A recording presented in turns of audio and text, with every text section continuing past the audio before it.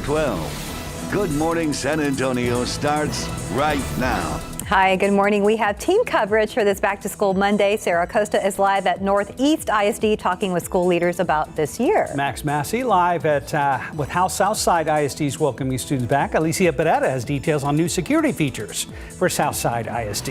Plus, Justin and Stephen are here for a look at your weather and traffic. All of that coming up. But first, let's take a look at your 9 at 9.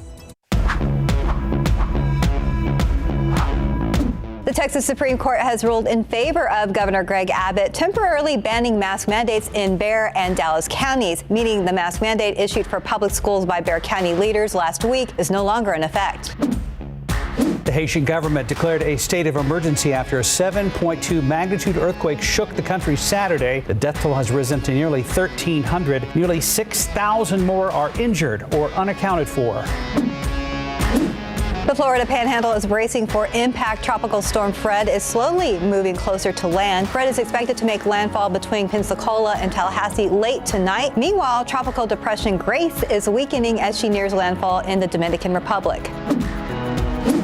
Afghanistan will continue to face the effects of its government collapse after Taliban fighters gained control of the country's capital this weekend. American troops scrambled to evacuate thousands of U.S. diplomats from the U.S. Embassy. They are all being held at the airport in Kabul.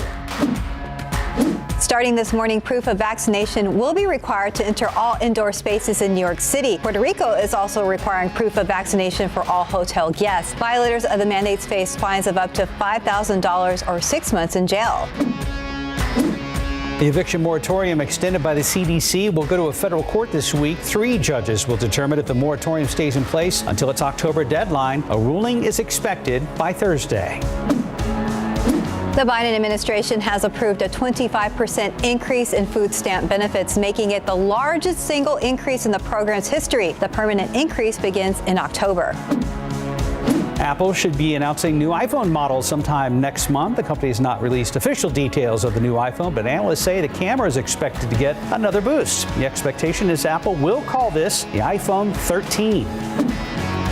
The box office chart saw a busy weekend with 3 new movies being released. On the top, Free Guy, which brought in $28 million on opening night. And that's today's 9 at 9.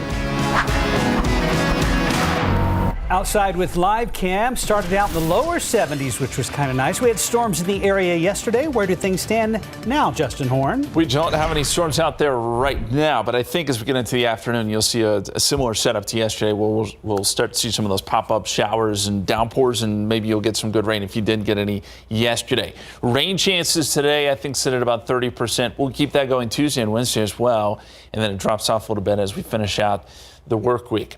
Temperatures today up around 95, northwesterly winds 5 to 10 miles per hour. And again, those pop-up showers and storms are in the forecast. Rain yesterday kicked up molds big time. 4,810, that's in the high category now. Pigweed is low. And looking at the satellite radar, any activity that we have is off the coast, sitting just off the coast this morning. But I do think the radar will become more active as we get into the afternoon. Here's what the forecast looks like. About a 30% chance rain through about 5 o'clock. 94, your high temperature. It'll feel warmer than that, of course, with high humidity today. Northwesterly winds 5 to 10 miles per hour. We're getting new model data in on what's going to happen with Grace, Tropical Depression Grace, and Tropical Storm Fred rapidly intensifying. We're going to look at that, too, coming up here in just a few minutes. But now we're going to get over to Steve and some issues on the roadways this morning. Yeah, Justin, I think that's an understatement. Really, taking a look at this shot from TransGuide 35 at Evans Road, we have a huge mess right now. That 18-wheeler rolled over in those southbound lanes of 35. You can see we have multiple first responders out there on the scene. Now, this has happened in the Selma area, and we can tell you that right now traffic is being diverted off to FM 1518. The highway right now, TxDOT is reporting, is closed as first responders work to clear out that 18-wheeler. But from what we can make out, it looks like they could be there quite a while. Taking a look right now on our maps here. Now, that rollover happened there in those southbound lanes of 35, that is, where the road is blocked just past Evans. And you can see traffic right now almost at a standstill, but moving slightly at 6 miles per hour. But the wider scope does show that we're seeing traffic backed up all the way up to Northcliffe there. 5 miles per hour is where it's moving at right now. So it looks like this could be a big issue throughout the rest of the morning, but we're watching it pretty closely here. Now, we did have a stall stalled vehicle that did cause some lane closures here off I-35 northbound at Powell Street. That was leading to some delays. Thankfully, we have seen it cleared out and looks like things are pretty green in that area. But overall, the main issue was going to be up there on 35. Another stall just cleared from our system here off Loop 410 westbound at Perrin Vital. But again, we are watching things closely and we'll have more updates. Just stay with us here at KSAT for the very latest. Mark, Stephanie. What a mess on 35. Thank you, Stephen. It is a big back-to-school day around San Antonio and surrounding areas. Over 17 districts are welcoming students back to the classroom today. Big question, though, still surrounding masks and, of course, the coronavirus. Max Massey is live on the football field of Southside ISD with details on the school district's plans to keep students safe. Good morning, Max. Good morning, guys. We're on the football field for a myriad of reasons, one of which is because we can do a live interview out here. I have the mask in hand, but mask is on the minds of a lot of parents, a lot of students. Joined here, Assistant Superintendent. So, what is the mask stance here at Southside ISD? Well, good morning, Max. Although not required, we highly encourage everybody to wear their mask, both students and our staff. So whether it's a custodian, a counselor, or a principal, we highly encourage to wear a mask. Okay, and now you said you were out there, you saw some carpool lines this morning. We saw lines down the street, obviously first day of school. Did you see a lot of people wearing the masks? Oh yeah, everybody's excited to be back. To start off, yeah, we saw parents wearing their mask in the cars, students. We really didn't know what to expect. Things change from day to day, and we're glad that everybody's taking every precaution as possible to stay safe here at Southside. Now, talking about that line of carpoolers, this is the first day back in class for so many kids, back in the physical classroom, that is. We know a lot of kids might have fallen behind via virtual learning. Do you guys have a plan to play catch up? Yes, sir. We do. We had a robust curriculum writing that took place this summer. That in conjunction with some folks that we brought in to help us and mitigate that learning loss. We're planning on having a robust intervention program and after-school tutorials that are going to be in line with our in-person teaching. Okay, now, if viewers have been joining us throughout the morning, they probably saw the robotics, they probably saw the slushies we got to indulge in this morning. Healthy slushies, all fruit, no sugar. What are the most exciting things you are ready for this year? Oh, everything from our pre-K to 12 programming. We have our STEM programs, and in the elementaries, we have our new ballet folklorico and mariachi programs in our middle schools. And we're also offering dual credit courses for our ag program in conjunction with Palo Alto College. So we're going to be offering a myriad of courses for all of our students here at Southside. All right, Assistant Superintendent, thank you so much. And guys, to the question, why are they sweating out on a football field? That is because we have the star quarterback, Richard Torres, join us at 9:30. We're going to break down the students' perspective and, of course, talk a little high school football. We'll see you at 9:30. Thank you so much, Max. And parents at Southside ISD will notice a new safety measure at all campuses this school year. That's right. Guard shacks have been installed to control access to schools, and Southside ISD police officers will be the ones checking on those that enter.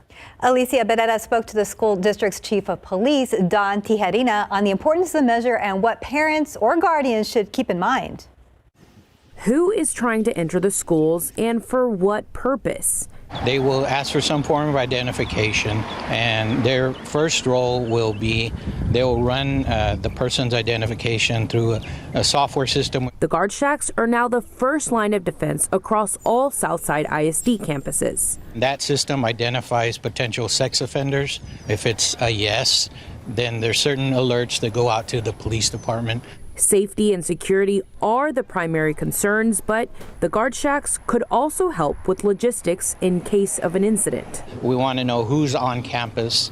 In case we have to evacuate, we need to get a head count, identification of everybody. However, check-ins will not be required for student drop-offs. If you're dropping off in the mornings, it's a little bit more lax because we have so many people. It's impossible for us to stop every parent. Well, another change that parents will notice is that morning and after school traffic will be a bit more organized with the help of school district security and police officers. And that's because Southside ISD PD now has 24-hour coverage. The chief says these measures will help with safety for students, staff, and the community. Well, switching to Northeast ISD now. Sarah Acosta is live at Cerna Elementary in Mrs. Joby's second grade classroom. Good morning.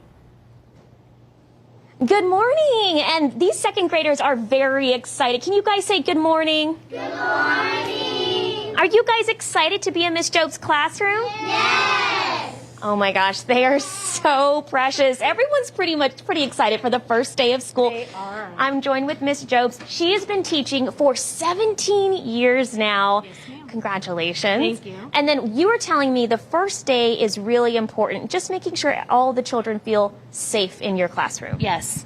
Building relationships is huge. That's one of the big rocks with Northeast, social emotional learning. And so we need to learn about each other. They not only need to learn about me, but I need to learn about all of them. So that's what we're doing right now. And you're doing a building classroom community activity. So they have their name tags and they're doing what? They're actually writing their name. My name is, and I like to, because a lot of times you don't realize that they really don't know that they have a lot in common with each other. And this is how we find that out. Okay, I'm going to come talk to one of the students here. Let's see here. Miss Emma. Emma, can you say hello? Hi. Hi. Okay, so tell me your name and what you like to. My name's Emma and I like to play on the playground. Her name is Emma and she likes to play on the playground. That's very good. Are you excited about being in Miss Job's class? Yes. What do you love so far about being in this second grade class with Miss Job's and your classmates? I like doing math here. She likes math. Well, congratulations, guys. They're very excited for their first day of school. Can you guys say bye? Bye. Such a precious group of second graders here. And also, I was talking to the principal earlier this morning. Of course, they stand behind encouraging students, strongly encouraging students to wear masks. And you can see a lot of the students here all have their masks on this morning. Back to you guys. What a cute group. Thank you, Sarah. All right. Thank you, Sarah and Max. Here's a look at the school districts starting today. 17 of them in our viewing area opening their doors, including NE ISD, Southside, Judson ISD, and Harlandale ISD. You can find more back-to-school stories anytime on our website at KSAT.com. And time now is 9:10, about 77 degrees right now. Stella out on GMSA at 9. There is other news today. A massive morning fire destroys not one, but two East Side businesses in the same building. Details on what held crews back from putting out that fire. Plus, a terrifying moment caught on camera. A man trapped by a fallen tree. Details on that in morning headlines. This morning on the early edition of GMSA, we told you about East Central ISD and their decision to have in-person learning this year. We also mentioned how parents can request a virtual learning option for their child if they aren't comfortable sending them back to school. Now we are focusing on the COVID resources available online. Being that the pandemic is still going on, the district created a website that will keep you up to date on everything COVID related. You'll be able to check out the current number of positive COVID cases, details on where you can get vaccinated, and much more. Parents can go to ecisd.net/health. On there, they're going to see the COVID numbers as you know, when school starts, we'll post the positive cases there. There's 8 things that parents should know as well on there. And Brandon Oliver, Director of Marketing and Communications at East Central ISD, says that the data shows K through 12 really needs to be taught in person. He says teachers are excited to be able to do that again and that everyone is looking forward to the new school year. That we're looking forward to seeing them back, and you know, we're always proud here at East Central of our students and our graduates, and we're just looking forward to this upcoming year. Once again, the website to see all those COVID updates, ecisd.net/health. We do have a link posted on our website, ksat.com. That'll be popping up anytime now this morning. Back to weather. Justin Horn was out last week, made a trip to the coast. How was the beach, Justin? Welcome back. It was hot and humid. That's for sure. It was nice, though, very nice, and nice to see a little bit of rain last night too, guys. Yes. The rain picked up in spots across San Antonio. Picked up some good numbers. Let's look at the totals. Bulverde 1.18. The airport about 0.16. Now I know if you're south of the airport near downtown, the numbers were higher, closer to an inch. Places in Bandera County over 2 inches. It was definitely a hit or miss type situation, but the numbers looked pretty good. And we'll update the airport numbers now for the year. We're at 22 inches, but since June 1st, 7.6. So over a summer, that is a great number. And then for the year, 22.77, about 3 inches above the average. Outside right now, almost clear skies. We're not looking at rain at this hour, but we will start to see the clouds increasing, I think, next couple of hours, and then by the afternoon, we'll start to see a little bit more action on the radar. 81 Stinson, 79 Kelly, 78 right now at Randolph. Closing in on 80 degrees, and we'll be in the 80s here soon in most spots, minus the hill country where we're still in the low 70s at this hour. 71 Fredericksburg, 80 in Pleasanton, 77 down there in Kennedy. And as you might imagine, dew points are high. I feel like we say this every day, but the dew points are going to stay high through the afternoon. Satellite and radar, we've got a couple showers and storms right along the coast. That's it. Nothing that's showing up here around San Antonio or surrounding areas at this hour. And the forecast does show that by, say, 2 o'clock, we're looking at these pop-up downpours beginning to develop. And anyone in the area will have the chance to see some of that activity later today. This is around 5 o'clock. After that, though, once the sun goes down, you'll see a lot of this go away, minus maybe a few showers and storms out west. So our forecast calls for a high temperature right around 94, 30% chance of rain. I'd say lunchtime through about 5 o'clock. That's your best shot at seeing some rain. And here's the current setup as we look at the upper level winds. No ridge of high pressure over us. It's way out west. We have basically an unsettled pattern here across Texas. And of course, we have Tropical Storm Fred that is now bearing down on the Florida Panhandle. This storm is strengthening pretty rapidly. Now, it's going to make landfall here soon, probably a little bit later this evening. But winds are at 60 miles per hour, gusting to 65. It's moving north at 10 miles per hour. And this is going to move up through Georgia into Tennessee, bringing heavy rain as it does.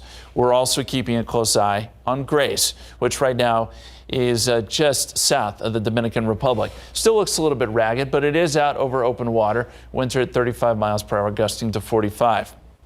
Latest track with Grace takes it towards Yucatan by Thursday morning, and then by the weekend pushes it west. The shift in this track is to the south. If you've been watching the last couple of days, we thought maybe it would go towards the middle part of the Gulf of Mexico.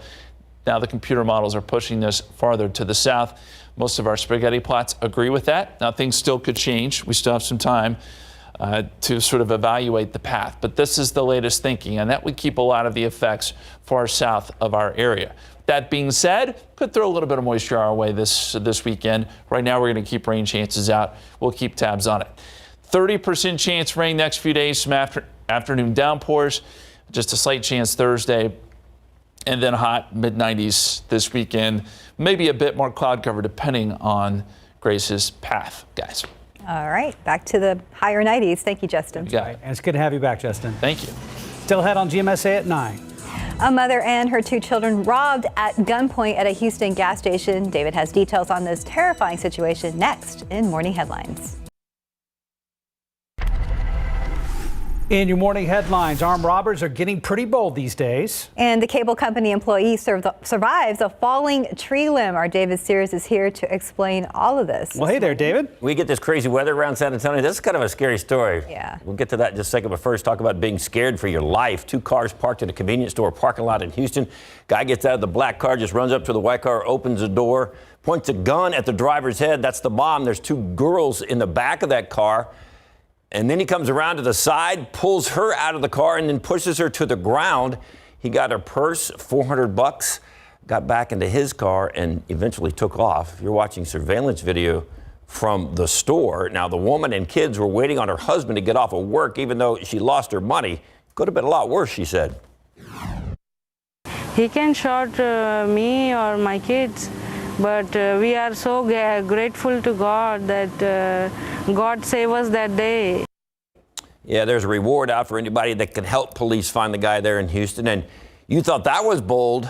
How about this one? Let's take it to Louisville. This is a guy on a bicycle just riding up to a house. He parks the bike, gets right in front of the camera, and shows his face right there. So now pretty much everybody knows who he is. But then watch what he does. He looks in the window, the side window. Then he finally breaks the glass in that back door. The door, and finds his keys to the truck inside the house. He sat down and had some beer, stole some already partially smoked cigarette butts out of an ashtray, and then he took off in the truck with a bunch of tools. The homeowner's Timothy Bassett's Ring camera alerted him. He called police. Here's where it gets really frustrating for Bassett. The suspect came back to the house to pick up his bike. Then he left again. But then he came back again. This time, he went back into the house, stole more stuff, money and guns, including a family heirloom rifle. One of them was my grandfather's gun. I got it when I was a kid, but I just in the last 2 years actually took possession of it, and there's no replacing it. I don't feel safe going to my garage at night to grab a beer out of a fridge. I mean, it's not fair.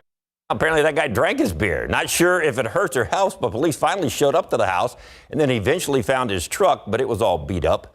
No tools or rifles were found, though. And finally, that is a torn up tree trunk from getting a rim getting ripped off. But it's worse than that. This is a guy who works for the cable company in St. Louis. So watch what happens as he's walking under the tree. That limb just falls right down on top of him. It was so heavy, he was trapped underneath. The homeowner, Danny Gudimira, had to come outside, and he discovered the guy under the limb.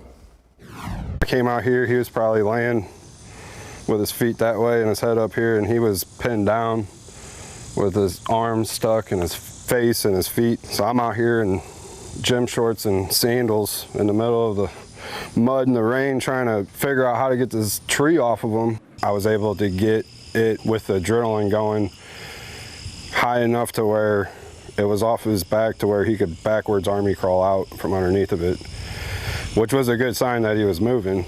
I mean, it could have been a lot worse. It could have killed him. Yeah, so here's the good news. The employee is no longer in the hospital. He has an ankle injury, back pain, a lot of scratches on his face from being dragged out from under that tree, but he's alive to talk about it, tell his story one day. Whew. That's amazing. It's a close one. Yes. That's just, and he's lucky the guy was home at the time. It was in the evening, so, you know, a lot of people were home. So, man, the guy came around, but that looks like a heavy limb to be falling on you. Yeah, very scary. Wicked storms there in the Midwest. Good news for him at the end. All right, thank you, David. Right, see you in a bit. All right, more ahead on GMSA at 9. A lot of news stories on KSAT.com right now, including details on new laws that were prompted by the Texas power grid failure. RJ has a look at what's up on KSAT.com after the break. Plus, the Spurs head into their final Summer League game. A look at sports headlines with David and RJ. A look at some top stories we are following today. 2 East Side businesses are nothing but ashes after catching fire early this morning. The Arena Food Mart on East Commerce caught fire around 2 a.m. Firefighters tell us heavy smoke and flames were coming from the building once they got there. Take a look at the scene. Crews telling our Katrina Weber, who was there this morning, the security shutters made putting out the fire more difficult than usual. They were eventually able to get inside those shutters and gates and put out the flames. Investigators believe electrical issues are to blame here. Luckily, nobody was inside and no injuries were reported.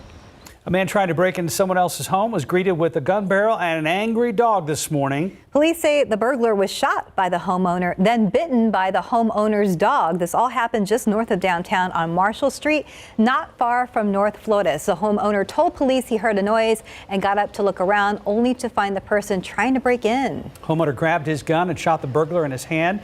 His dog also bit the burglar in the leg. EMS treated the injuries on scene before the suspect was arrested. Police tell us the homeowner will not face any charges. Seguin ISD is one of the many districts opening their doors for students this morning, and parents are probably wondering what school will look like today in response to the growing number of coronavirus cases. The district says thermal temperature scanners will be inserted at all campus main entrances and coronavirus testing will be available. It will not be a vaccine mandate at Seguin ISD campuses, and while students and staff are encouraged to wear masks, it will not be a requirement. District is asking parents to decide whether or not to send their child to school with a mask. It's also important to note that virtual learning and social distancing measures will not be in place. Social distancing is not going to exist. It is going to look like it did in the 2019-2020 school year before COVID hit us. So there will not be social distancing. So that's another consideration for parents to factor in when they're making a decision as to whether or not they are going to vaccinate their students who are 12 or older or send them to school with a mask on. Dr. Gutierrez went on to say those who test positive for coronavirus will have to be quarantined. The district will notify families immediately if there is a positive COVID case. Hundreds of students are returning to school this morning. One thing on many students' minds, high school sports. Max Massey is live at Southside ISD with a special guest. Max, who are you talking to this morning?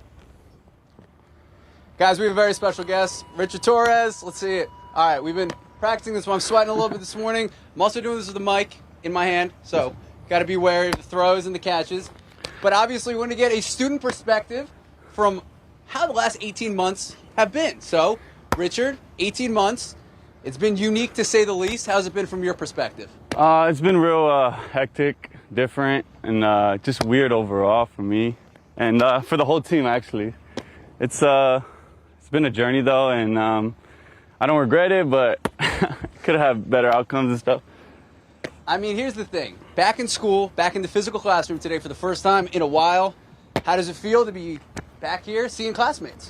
It feels good, just see my friends around and just I haven't really actually got to class, but throughout the day I'll see them and then at practice, and it's just good to be back. Happy. So what do you, almost got that one. I'm blaming the mic. Mark, we're going to come back out here later. We're going to have a catch. But what are you most looking forward to? What are you a little hesitant for? I'm looking forward to just, seeing everybody around school. I mean, obviously the football games and then the pep rallies. Right. And then just to see everybody back in school, like I said, really. It's exciting. All right. Now, for those who don't know, Richard committed to Nebraska. Hold up the wristband. Show some love. Graduating in December, graduating early, headed to the off season. Yes, sir. Anything you want to say to the viewers out there? Thank you for supporting. Thank you, really. That's pretty much it. Guys, so this is it. Let's see. Well, one more catch, and then I'm going to let all the viewers stop watching me on this highlight reel. Oh, that was it.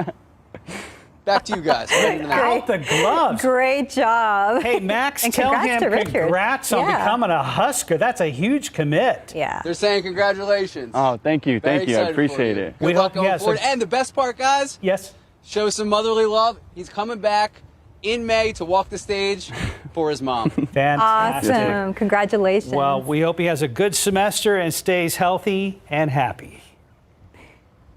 Absolutely. I'm sweating too much. Back to you guys. You're good, Max. Taking a look outside with live cam. How many one-handed catches did Max He do? did really well. Actually, I thought he was just going to do this in the beginning of the live shot, and just like a few catches, but he kept going through the whole thing. I think he was showing off a little bit. But well, I mean, hey. But he did well. He pulled it off. He did well. He pulled it off. Congratulations to all Nebraska. That's awesome. That is awesome. You saw Max sweating out there. It is hot and humid for sure. Temperatures right now starting to creep into the 80s. 78 degrees at the airport, 78 Randolph, 73 Boulevardy, 74 Comfort. You can see the satellite picture. There are some clouds there in the background. We've had some off and on morning clouds. Those will continue to sort of decrease, but we'll see more of this afternoon of those cumulus clouds starting to build up and maybe building up into a few thunderstorms. Here's what to expect today. Some afternoon downpours Thursday through Friday. As we get to the end of the work week, it'll start to turn drier, hot, and humid. For the weekend, we're going to keep things dry for now, but we'll be watching what happens with Tropical Depression Grace, which is forecast to strengthen a little bit and perhaps move into the Gulf of Mexico. But all indications now are that the bulk of the issues with the Grace are going to be to our south into parts of Mexico. Forecast for today, 94 your high temperature, 30% chance of rain from about lunchtime through the evening hours. So if you're going to pick up those kiddos this afternoon, grab the umbrella just in case we get one of those pop-up storms around the area. We're going to have another tropical update for you here in just a few minutes, guys. Thanks, Justin. New season of KSAT Explains launches this week with a collaboration with the Defenders to discuss fallout from the Texas power grid failure. And a father-son fishing trip nets a major catch in Port Aransas, and get ready for more pumpkin spice in different foods. So RJ Marquez joins us with these trending stories on KSAT.com. Good morning. Pumpkin spice must be stopped. Or not. Are you guys fans of pumpkin spice? Yeah, in moderation. I like that it's out there, but I actually don't buy it. I know it's funny. That's weird. Colleagues and friends with Katie Blake, though, yeah, we have to live I was going to say, through her. I know. She's a huge fan of it. We're going to have to maybe do a taste test with this food. We'll tell you guys about that here in just a little bit. But first of all, let's start with a special collaboration between KSAT Explains and the KSAT 12 Defenders, where we take a deeper dive into the deadly February winter storm. So our team examined what went wrong and what needs to change to prevent another weather disaster. And right now on KSAT.com, this article we have for you shows 2 new laws that were prompted by the power grid failure. Senate Bill 2 and Senate Bill 3 were passed during the regular session of the 87th Texas legislature. Senate Bill 2 will change the makeup of ERCOT's board of directors, and some of those changes reduce the amount of board members from 16 to 11 and also changes how those board members are appointed. Obviously, the biggest problem during the winter storm was equipment failure. Texas power plants were not built to withstand the extreme cold. Senate Bill 3 requires power companies to upgrade their plants and transmissions lines to withstand more extreme weather. So just another reminder, guys, our special called The Power Grid Failure, What Went Wrong airs tomorrow night right here on KSAT 12 at 9 o'clock. All right, guys, so interesting stuff here. I know, Mark, you're a big fishing guy. Have you ever caught a shark? No. I do more freshwater fishing than saltwater, but I know at the coast, it's fairly easy to catch a shark of at least small size. Yeah, well, this is a pretty cool fishtail. Here's what we're saying. Pretty cool story from over the weekend. A San Antonio man and his 9-year-old son caught a 10-foot-long tiger shark Saturday morning on their deep-sea fishing trip down there in Port A. Wow. So AJ and Jacob Garcia went on the trip with Dolphin Docks, a deep-sea fishing company. The company said the tiger shark weighed in at about 368 pounds. A spokesperson said although tiger sharks are fairly common along the Texas coast, usually people catch smaller creatures like a kingfish or stingray during their 4-hour fishing trips. So tiger sharks can reach lengths of up to 18 feet. Now, we posted a link to the company's Facebook page that has a picture of the shark. Just a heads up, it's a little bit gory, so as you would imagine, there's like some stuff there. But if you want to check it out, head over to KSAT.com. Pretty cool catch of a lifetime, for sure. Wow. All right, guys, now this pumpkin spice craziness here. Fall, of course, right around the corner. Right. And we all know what that means. Pumpkin spice time. Where's Katie Blake when you need her? Pumpkin spice is now in everything during the fall. Coffee, cookies, candles, and now ramen noodles. What? Okay, that's the reaction I was looking for there. Nissin Foods announced they will be adding a pumpkin spice flavor to their cup noodles line. The company says the noodles will come with a pumpkin spice seasoning packet, and you can pop them right in the microwave and have yourself what they're calling a fall-tastic treat. And if pumpkin spice noodles aren't enough, the company says you can top it off with whipped cream for an added touch. The noodles should be available by October. Why? Any takers? Wow. No. Well, maybe I guess like that sweet and salty thing, I guess, but not really. It's not like chips or. I think even pumpkin spice fans would probably might be shaking their heads. I'm going to stick with the candles. There we go. The candles, good smell. We're going to have to, definitely put Katie Blake to the test here. We'll have to ask her about really it. Put her pumpkin spice fandom. Buy her a couple of these noodles and have her try it out. I think this is going to push her love to the extreme. Yeah. Probably will. Or she'll make an experiment out of it instead of eating it. You could do that as well. Yeah. Thanks, guys. Thank you, RJ. Right now it's 9:40, about 79 degrees. You're watching GMSA at 9. And all your sports headlines are coming up next. And welcome back. It's about 9:43. So the Cowboys and Texans hit the field for some preseason action, and the results are a little surprising. Spurs wrapping up Vegas Summer League tonight. David and RJ back. And we begin real quick, though, with that quarterback that Max had in his story down at Southside ISD, the commit to Nebraska. And you guys say that is no accident. No, he's like up here. He looks like 6'6". He looked pretty tall. He's a big kid. Actually, he's been playing quarterback for them for a couple of years. The top recruit, in my mind, here in the San Antonio area had offers from Kansas State, San Diego State, UTSA. So a lot of big offers for Richie Torres, and congratulations to him. He's really worked hard. We talked to him over the summer when he committed to Nebraska, and he said that it's pretty much a dream come true for him to be playing at that level. So awesome. Don't you love just to watch these big-time athletes and that guy just stand and go, just flicking it. Like nothing. It hurts. It hurts when they throw you the ball. Ask Max if his hand hurts when he comes back. Well, we will ask him. If he doesn't tell you it is, then he's lying. His hand is hurting. I promise you. I promise you his hand's hurting. Probably listening to you right now, David. Probably. That's fine. He should be listening. Ask him if his hand's hurting if he's listening. All right. Speaking of hurting. Yes. They're not hurting. Who would have ever believed that the Texans would be 1-0 and the Cowboys would be 0-2 in the preseason? Anybody? Yes. Raise your hand if you thought that was going to happen. Nobody raising their hand. Yeah. Hey, you know what? Good stuff here for the Texans. Look, a lot of people expect Texans to be one of the worst teams in the league. Came out and did a nice job against Green Bay here. I mean, in Green Bay, of course, not playing Aaron Rodgers, but hey, you know what? Nice start here for the Texans as they try and get sort of this new foundation underneath them. Got to find a quarterback because no telling where Deshaun Watson's going to be when the season starts. And you know, if they had a Super Bowl for preseason, Texas might be in it. Wow. But they don't.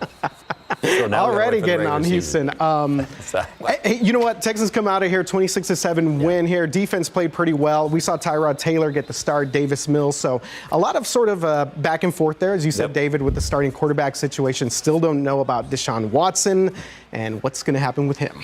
All right, Cowboys and Arizona Cardinals. Here's my takeaway from the Cowboys and the Cardinals. Colt McCoy is still in the league fighting for a job. That's what I found. That's what I found out from the dude is. I mean, we're looking at the Cowboys, but Colt McCoy is still fighting for a job in the league. He's with Arizona now. Yeah, Texas. Did you know that was with Arizona? I did not know. Yeah, no, he's been like on 20 teams in the past 15 seasons. So there you go. Yeah, Colt McCoy there, and Cowboys. Ben DiNucci. Yeah. Nice little pass there. Garrett Gilbert still vying for the second job for the Cowboys. I remember Ben. Came in for Dak. Yeah, remember Dak? Yeah. Speaking of Dak, he is apparently getting better. So, of course, the Cowboys, I think, right now planning to just kind of keep him out rest of the preseason. Doesn't really make sense for Dak to really get any game action and sort of risk anything. David? Exactly. Let's go to the Spurs. Because this is what we have. Let's go to the Spurs. Spurs playing the Las Vegas. This thing is like a big time. It's on ESPN all the time and everywhere. It's like this is big stuff. Okay, so Trey Jones is now one of my. I mean, Keldon Johnson will always be the stud, but Trey Jones is really starting to pick it up. And you remember during the bubble when they all went to Orlando and played to finish out the season, and Derek White did such a great job and really picked up his game. This summer league thing is kind of reminds me of that for Trey Jones. Summer. Yeah, he's just really picked up his game, and I think the Spurs have got something. Primo played scored, last night. Josh Primo, 21 points. He had missed the previous two summer league games, so it's good to see Primo there. And what I like about Primo is that he is not shy about shooting the ball. Yeah, if you watch him, he's going to be launching three. I think he took like 11 threes yesterday. He's 22 shots, not shy. 11 threes. There you go. Not afraid to shoot. But Trey Jones, has really been kind of a standout from Spurs Summer League. I do not expect to see him play tonight as they wrap up Summer League there in Vegas. No Devin Vassell either, as those are really guys that they're going to count on to help them out during the regular season. But in 25 minutes last night, Trey Jones was 7 of 14. Yeah. He doesn't take very many threes. So that might be a concern for some people. But he was 1 of 2 from 3. So 4 rebounds, 5 assists, and 18 points last night. So I think he's just really taken advantage of this opportunity to play in the Summer League. And I think from the way it looks that he's earned himself some playing time. Yeah, I saw Josh's team photo. He looks like a freshman in high school. He looks so young. But I'm glad we got him. They said yesterday he's a senior in high school. He's 18. Yeah. He's not going to turn 19 till December 24th, right? Yeah. Christmas Eve. That is unbelievable. He's the youngest player there at Summer League, and obviously the youngest draft pick in Spurs history. So and he's ours. So we're going to get to watch him grow up and develop. Fantastic. Love it. Literally grow up. Yeah. Aw. Can't do anything in Vegas. 18-year-old. RJ, David, thank you guys. Good wrap up of weekend sports. Now time to talk about weekday weather, and we've been tracking temperatures all summer long. We have finally reached the peak, guys. So this is the kind of the last day where our temperatures peak at 97. After today, our average temperature starts to fall off a little bit.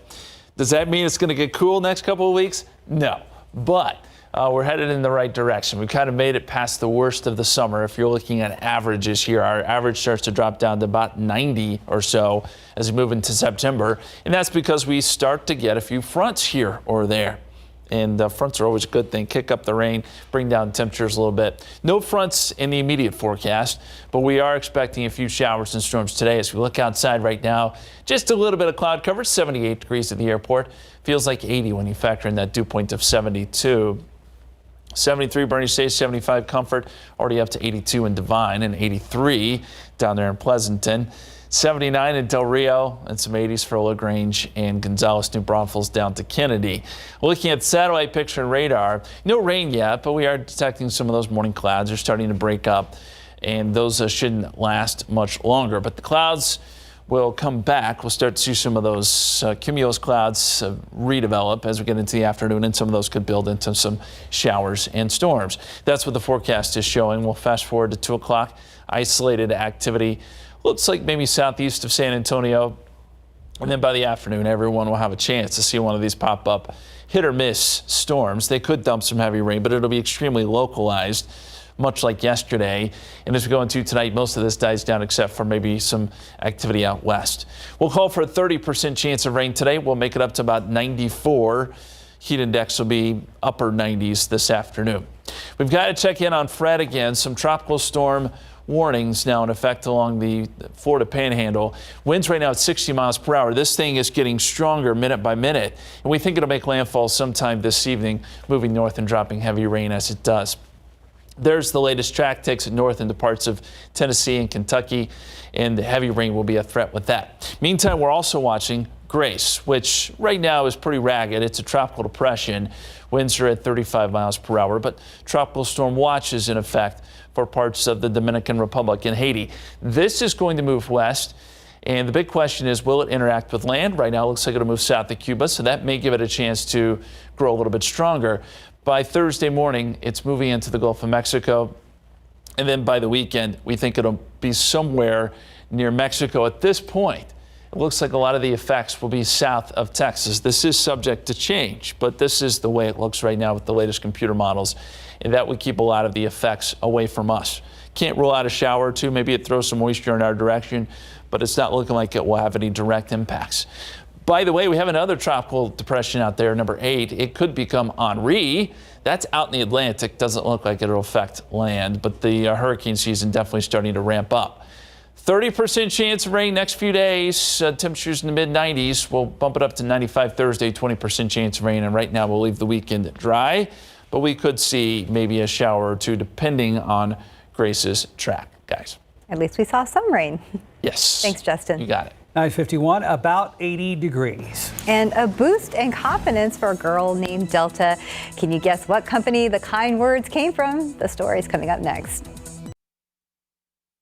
All right, folks, a real quick update right now. They're making progress, but avoid southbound 35 at Evans over by Retama Park still is steering the clearing stages. The main lane's still closed, and rubberneckers have northbound traffic slowing in that area as well. We're going to tell you about a little girl named Delta. Kelly Girardi shared a tweet back on an early August event about the comparisons to her daughter Delta and is getting with the COVID-19 Delta variant.